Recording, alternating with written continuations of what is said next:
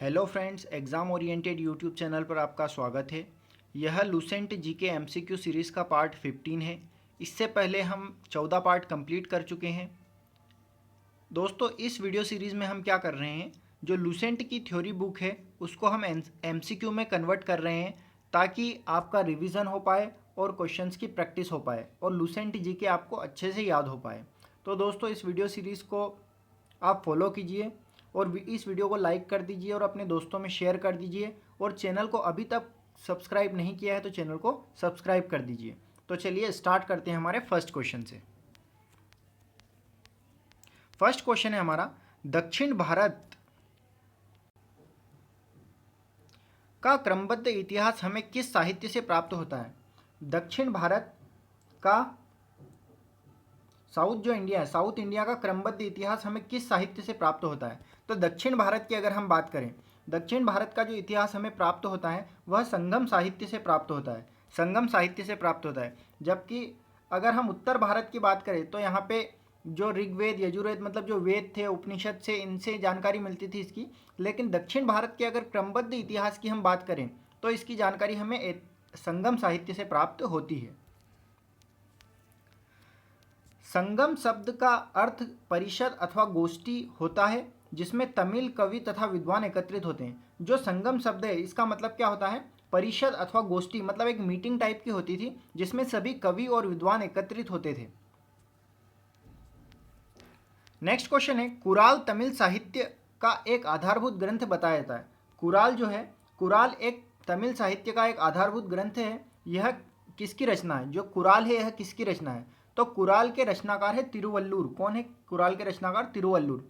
वैसे तो दोस्तों ये टॉपिक इतना इंपॉर्टेंट नहीं है संगम काल का, लेकिन कभी भी एक आध क्वेश्चन भी पूछ लिया जाता है तो हमें इस टॉपिक को करना चाहिए। और वैसे भी हम लूसेंट जीके में कुछ भी नहीं छोड़ना चाहते हैं क्योंकि पूरी बुक ही इंपॉर्टेंट है, इसलिए इसको भी हम उसमें ऐड कर रहे हैं।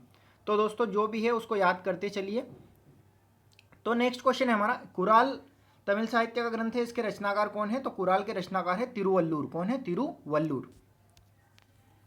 नेक्स्ट क्वेश्चन है, शिल्पाधिकारम एक उत्कृष्ट रचना है। अब यहाँ पे पूछ रहा है शिल्पाधिकारम का। शिल्पाधिकारम एक उत्कृष्ट रचना जिसे तमिल जनता में राष्ट्रीय काव्य के रूप में माना जाता है। तमिल जनता इसे राष्ट्रीय काव्य मानती है। शिल्पाधिकारम को तमिल जनता जो है वो राष्ट्रीय काव्य मानती है। यह किसकी रचना है? तो शिल्पाधिकारम किसकी रचना है? शिल्पाधिकारम रचना है इलांगो की। किसकी है? इलांगो की। और अभी जो हमने पढ़ी थी, अभी एक रचना पढ़ी थी तिरुवल्लुर, मतलब अभी एक कुराल हमने रचना पढ़ी थी। कुराल जो थी वो तिरुवल्लुर की थी। किसकी थी? वो तिरुवल्लुर की। जबकि जो शिल्पाधिकारम है वो किसकी है? इलांगो की है। और एक और रचना है मणिमेखला। क्या है रचना? मणिमेखला। उसके रचनाकार कौन है? शीतले सतनार। मणिमेखला के रचनाकार कौन है? शीतले सतनार। नेक्स्ट क्वेश्चन है, जीवक चिंतामणि संगमकालीन रचना के लेखक कौन है? जीवक चिंतामणि भी एक संगमकालीन एक रचना है जिसके लेखक कौन है? तो जीवक चिंतामणि के लेखक है तिरुतक्क देवर। कौन है? तिरुतक्क देवर। तिरुतक्क देवर किसके लेखक है? जीवक चिंतामणि रचना के। कहा जाता है कि तिरुतक्क देवर पहले चोल राजकुमार था जो बाद में जैन भिक्षु बन गया। जो तिरुतक्क देवर थे जिनकी रचना थी जीवक चिंतामणि, क्या थी? जीवक चिंतामणि, वो पहले चोल राजकुमार हुआ करते थे और बाद में जैन भिक्षु बन गए। संगम साहित्य में हमें निम्न में से किन राज्यों का विवरण प्राप्त होता है? संगम साहित्य में किन राज्यों का विवरण प्राप्त होता है? चोल राज्य, चेर राज्य, पांड्य या उपरोक्त सभी? तो चोल, चेर और पांड्य तीनों ही संगमकालीन जो थे राज्य थे, इसलिए इसका सही आंसर होगा। और ये तीनों ही दक्षिण में थे, इंडिया के दक्षिण में थे तीनों ही, चोल, चेर और पांड्य। इसको आप मैप में देख भी सकते हो इनकी लोकेशन। जैसे ये दक्षिण भारत का फोटो है, इसमें यहाँ पे जो है ये चोल है, ये चेर है और ये पांड्य है। लगभग अगर हम बात करें तो उत्तर पूर्व में चोल आते हैं, वहीं दक्षिण पूर्व में पांड्य आते हैं और उत्तर पश्चिम में क्या आते हैं? चेर आते हैं। कौन आते हैं? चेर। और ये चेरल जो है ये आधुनिक केरल में पड़ता है। कहाँ पड़ता है? चेर आधुनिक केरल में। ये भी क्वेश्चन आएगा अभी आगे। नेक्स्ट क्वेश्चन है, संगम युगीन राज्यों में सर्वाधिक शक्तिशाली राज्य कौन सा है? अभी हमने संगम युग में 3 राज्य पढ़े थे, चोर, चेर और पांड्य। कौन कौन से थे? चोर, चेर, चोल, चेर और पांड्य। उनमें से सबसे शक्तिशाली कौन सा था? तो उनमें सबसे शक्तिशाली राज्य था चोल राज्य। कौन सा था? चोल राज्य। नेक्स्ट क्वेश्चन है, करिकाल संगम युगीन राज्यों में से किस राज्य का एक प्रतापी शासक था? करिकाल एक प्रतापी शासक था जो 3 राज्य थे उनमें से एक का शासक था। तो किसका पूछ रहे थे? तो यह है चोल राज्य का। चोल राज्य का एक सबसे प्रतापी शासक था करिकाल। और मैंने अभी आपको बताया जो चोल राज्य है वह सबसे शक्तिशाली राज्य था इन तीनों राज्यों में से, और उसका प्रतापी शासक कौन था? करिकाल। एक ग्रंथ है पेरुनानुपादे में करिकाल को संगीत के 7 स्वरों का विशेषज्ञ बताया गया है। आपको ये याद नहीं रखना कौन सा ग्रंथ है, बाकी याद रखना है कि संगीत के 7 स्वरों का विशेषज्ञ किसे बताया गया है? करिकाल को। करिकाल को संगीत के 7 स्वरों का विशेषज्ञ बताया गया है। करिकाल ने कावेरी नदी के मुहाने पर बांध बनवाया। कावेरी नदी पर बांध बनवाया इसने, और सिंचाई के लिए नहरों का निर्माण करवाया। तो इसका यह भी याद रखना है आपको कि कावेरी नदी पर किस संगम युगीन शासक ने बांध बनवाया था? तो वह बनवाया था करिकाल ने, और करिकाल चोल राज्य का एक शासक था। नेक्स्ट क्वेश्चन है, संगम कालीन चेर राज्य आधुनिक भारत के किस राज्य में स्थित है? संगम कालीन जो चेर राज्य है वह अब आधुनिक जो भारत है, नया जो भारत है, उसमें किस राज्य में स्थित है? तो जो चेर है वह कहाँ है? केरल में स्थित है। कहाँ स्थित है? केरल में। मैप में आप देख सकते हो, ये है चेर, और चेर यहाँ पे क्या है? यहाँ पे केरल राज्य भी है। तो चेर कहाँ है? केरल राज्य में। नेक्स्ट क्वेश्चन है, सेनगुट्टुवन किस संगमकालीन राज्य का राजा था? जो सेनगुट्टुवन था वह किस संगमकालीन राज्य का राजा था? तो सेनगुट्टवन चेर राज्य का राजा था। किसका? चेर राज्य का राजा था सेनगुट्टवन। जबकि अभी हमने पढ़ा था करिकाल। क्या पढ़ा था? करिकाल। करिकाल किस वंश का राजा था? तो करिकाल चोल साम्राज्य का राजा था। वहीं जो सेनगुट्टुवन था वह चेर का राजा था। सेनगुट्टुवन कहाँ का राजा था? चेर राज्य का। सेनगुट्टुवन ने अधिराज की उपाधि धारण की। सेनगुट्टुवन की उपाधि क्या थी? अधिराज। और सेनगुट्टुवन ने पतिनी नामक धार्मिक संप्रदाय को समाज में प्रतिष्ठित किया। उसने एक अलग धार्मिक संप्रदाय बनाया जिसका नाम था पतिनी। क्या नाम था? पतिनी। तो आपको सेनगुट्टुवन के बारे में क्या याद रखना है? सेनगुट्टुवन किस वंश से संबंधित था? चेर। किससे संबंधित था? चेर से संबंधित था।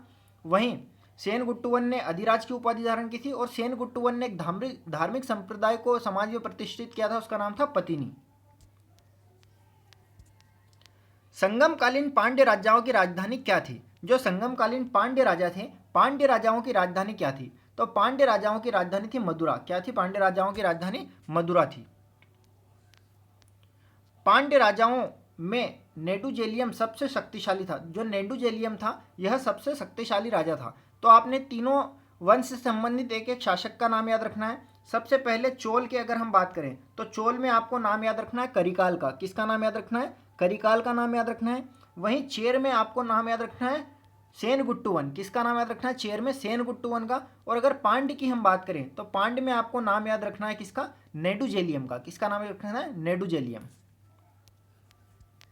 नेक्स्ट क्वेश्चन है, संगमकालीन राज्यों की राजधानी में एक राज्यसभा होती थी, उसे क्या कहते? जो संगमकालीन राज्य थे, तीनों राज्य की राजधानियों में एक राज्यसभा होती थी, उस राज्यसभा को क्या कहते थे? तो जो राज्यसभा होती थी उसको नालवे कहा जाता था। क्या कहा जाता? नालवे कहा जाता था। राजा के न्यायालय को मनरम कहते थे, और जो राजा का न्यायालय था उसको क्या कहते हैं? मनरम। मनरम यहाँ गलत लिखा गया, ऐसा लिखते हैं मनरम। जो राजा का न्यायालय था उसको मनरम कहा गया है, और राज्यसभा को क्या कहा गया? नालवे। राज्यसभा को नालवे कहा गया है, और राजा के न्यायालय को मनरम कहा गया है।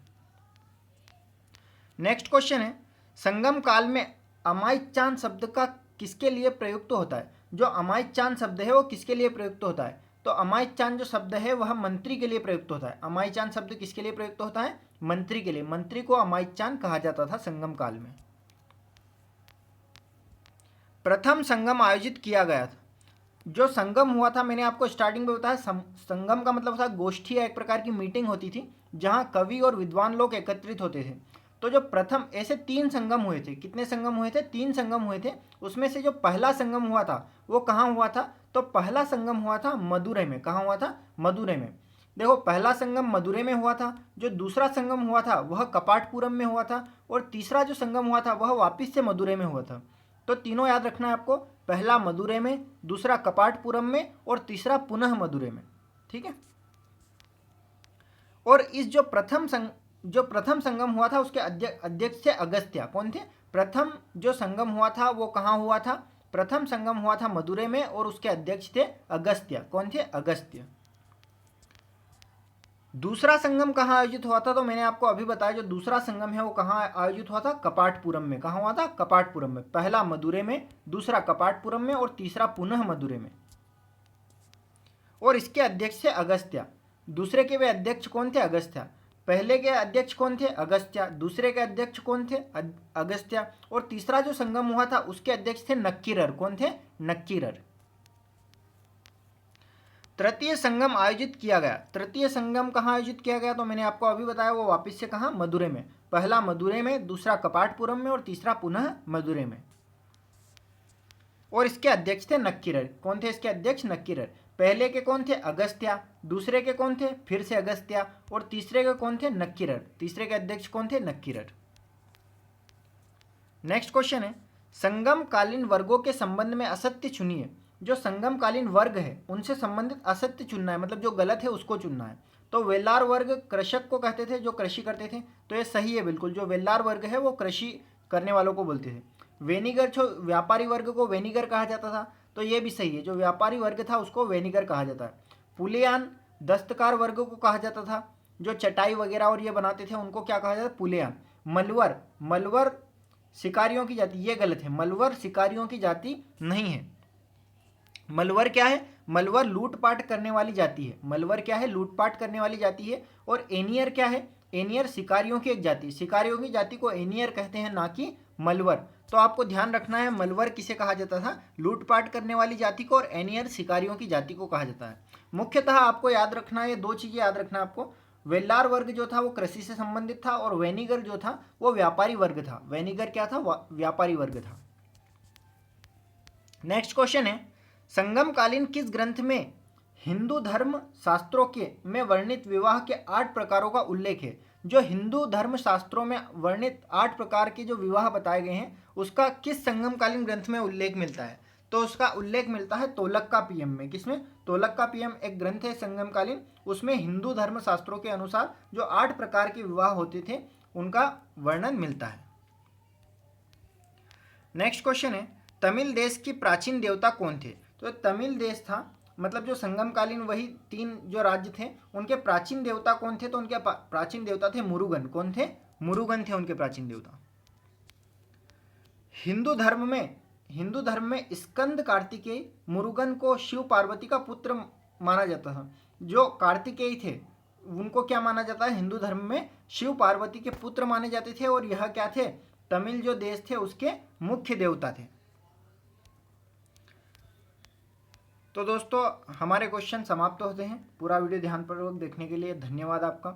और चैनल को अभी तक सब्सक्राइब नहीं किया हो तो चैनल को प्लीज़ सब्सक्राइब कर दें और बेल आइकन को दबा लें ताकि आने वाले वीडियो के नोटिफिकेशन आपको मिलते रहें। और वीडियो को प्लीज़ शेयर कर दें दोस्तों, ताकि हम आपके लिए अच्छे से अच्छा कंटेंट तैयार कर पाएँ। Thank you.